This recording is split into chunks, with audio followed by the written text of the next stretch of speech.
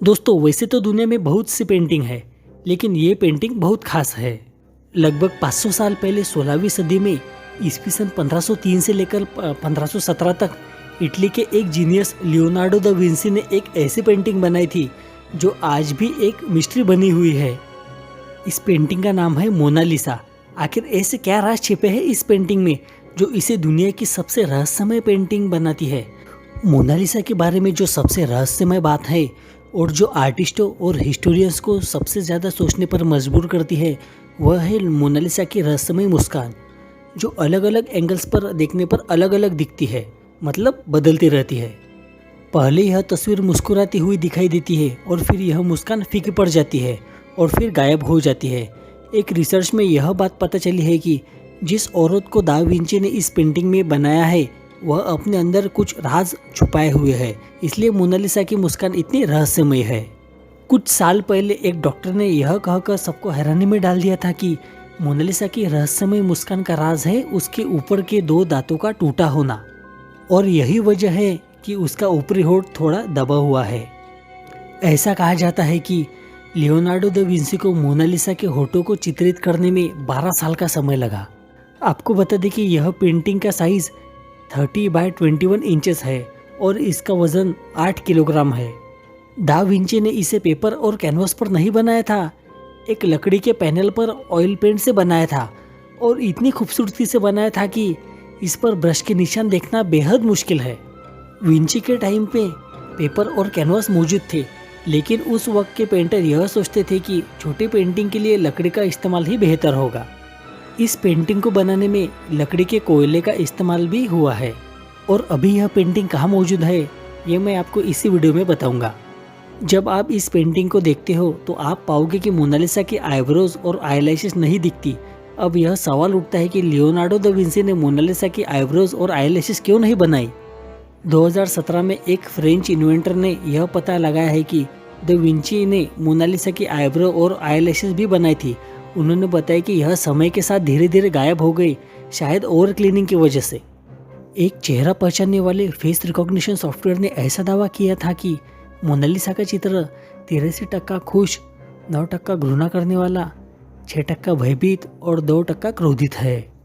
Mona Lisa की एक जुड़वा पेंटिंग भी उपलब्ध है जो बिल्कुल लियोनार्डो दा विंची की मोनालिसा जैसी ही दिखती है। कहा जाता है कि दा विंची के समय में ही उनके एक स्टूडेंट फ्रांसेस्को मेल्जी ने ही इसे बनवाया था, और यह दूसरी पेंटिंग स्पेन की राजधानी मैड्रिड के एक म्यूजियम में रखी है।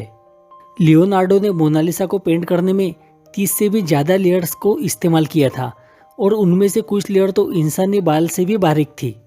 लियोनार्डो दा विंसी एक लेखक भी थे, लेकिन हैरानी होती है कि उन्होंने अपने सबसे फेमस पेंटिंग मोनालिसा के बारे में कुछ भी नहीं लिखा।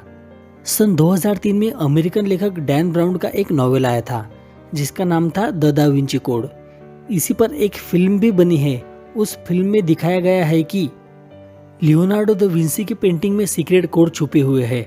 हालांकि लेखक यह मानते हैं कि यह फिल्म फिक्शन है, लेकिन बुक में जो हिस्टोरिकल इन्फॉर्मेशन दी गई है वह बिल्कुल सच है, और इसके लिए उन्होंने काफ़ी रिसर्च की है। एक इटालियन आर्ट हिस्टोरियन सिल्वासो विंसेटी ने यह दावा किया है कि मोनालिसा की आंखों पर बहुत छोटे अक्षरों में कुछ लिखा हुआ है जिसे मैग्नीफाइंग ग्लास द्वारा ही पढ़ा जा सकता है। उन्होंने बताया कि मोनालिसा की दाहिनी आंख पर LV लिखा हुआ है, जिसका मतलब लियोनार्डो दा विंसी हो सकता है, और बाई आंख पर CE या फिर B लिखा हुआ है। इसका मतलब क्या हो सकता है यह पता नहीं। द्वितीय विश्व युद्ध के समय मोनालिसा पेंटिंग को 6 बार अपनी जगह से बदला गया था ताकि यह बेशकीमती पेंटिंग जर्मन नाजियों के हाथ में न चली जाए। बहुत से लोग कहते हैं कि लियोनार्डो दा विंसी के मरने के बाद उनकी पेंटिंग मोनालिसा को दोनों साइड से थोड़ा थोड़ा काट दिया गया था, क्योंकि मोनालिसा की जैसी ही जो दूसरी पेंटिंग है उसमें दोनों तरफ पिलर दिखाई देते हैं, जबकि मोनालिसा की पेंटिंग में पिलर का सिर्फ थोड़ा सा हिस्सा ही दिखाई देता है। लेकिन कुछ आर्ट हिस्टोरियन यह भी कहते हैं कि इसे किसी ने काटा नहीं, बल्कि जो दूसरे पेंटर है उन्होंने जो तस्वीर बनाई थी उन्होंने यह पिलर अपनी तरफ से जोड़ दिए गए हैं। ज़्यादातर लोग मोनालिसा का नाम इंग्लिश में गलत लिखते हैं। इसका असली नाम मोना लिसा है। जहाँ इटालियन की माने तो इसका मतलब माय लेडी लिसा होता है। अभी यह रहस्यमय पेंटिंग पेरिस के लॉवरे म्यूजियम में है और इसे देखने के लिए काफ़ी भीड़ रहती है। वह इंसान कौन था जिसने मोनालिसा को चुराया था? 1911 में 21 अगस्त के दिन इसे चुराया गया था, लेकिन उस दिन इस चोरी की तरफ किसी ने भी ध्यान नहीं दिया और इसे अगले दिन नोटिस किया गया।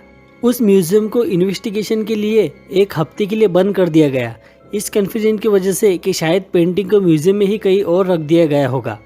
बाद में यह पता चला कि मोनालिसा को उस म्यूजियम के ही कर्मचारी विंसेंटो परगिया ने ही चुराया था और वह म्यूजियम के एक छोटे से कमरे में छुप गया था। म्यूजियम बंद होने के बाद वह पेंटिंग को अपने कोट में छिपाकर फरार हो गया था। विंसेंटो परगिया इटली का एक देशभक्त नागरिक था। उसका यह विश्वास था कि लियोनार्डो की यह पेंटिंग उसके देश में वापस आनी चाहिए और इसे इटली के म्यूजियम में दिखाना जाना चाहिए। 2 साल बाद विंसेंटो परगिया को तब पकड़ लिया गया जब वह मोनालिसा को लेकर इटली के फ्लोरेंस शहर के आर्ट म्यूजियम डायरेक्टर को यह पेंटिंग बेचने जा रहा था।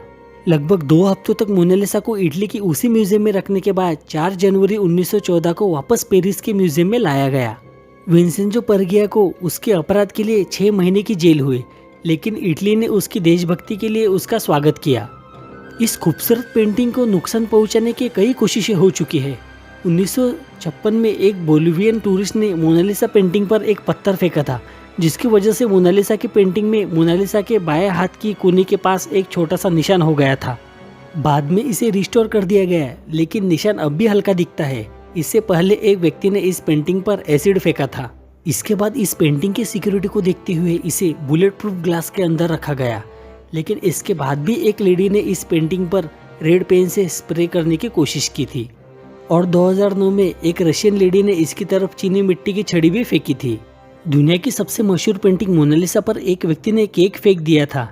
यह घटना पेरिस के लॉरी म्यूजियम में हुई। बताया जा रहा है कि व्यक्ति बुजुर्ग महिला के वेश में म्यूजियम में दाखिल हुआ था। वह व्यक्ति व्हील चेयर पर आया था। फिर वह पेंटिंग की ओर बढ़ा और पेंटिंग की सेफ्टी के लिए लगाए गए बुलेट प्रूफ ग्लास पर उसने केक फेंक दिया। इतना ही नहीं, शख्स ने फर्श पर गुलाब भी फेंके। तो अगली वीडियो में मैं आपको बताऊंगा दोस्तों कि मोनालिसा कौन थी, इसलिए मेरे चैनल को लाइक, सब्सक्राइब और शेयर करना ना भूलिएगा।